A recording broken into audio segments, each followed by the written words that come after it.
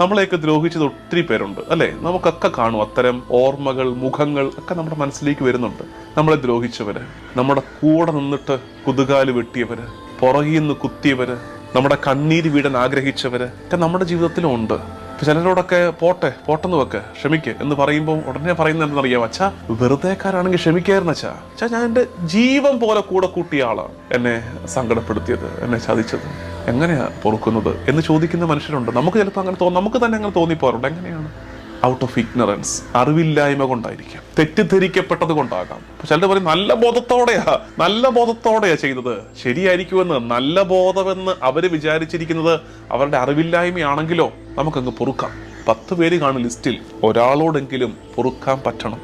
അതായത് നമ്മളോട് ദ്രോഹം ചെയ്തവരോട് അത് അവരുടെ അജ്ഞത മൂലമാണെന്ന് വിചാരിച്ച് ക്ഷമിക്കുന്നതിനോടൊപ്പം നമ്മൾ ശരിക്കും ചിന്തിക്കേണ്ട ഒന്ന്, നമ്മൾ കാരണം മറ്റൊരാൾ സങ്കടപ്പെട്ടിട്ടുണ്ടോ?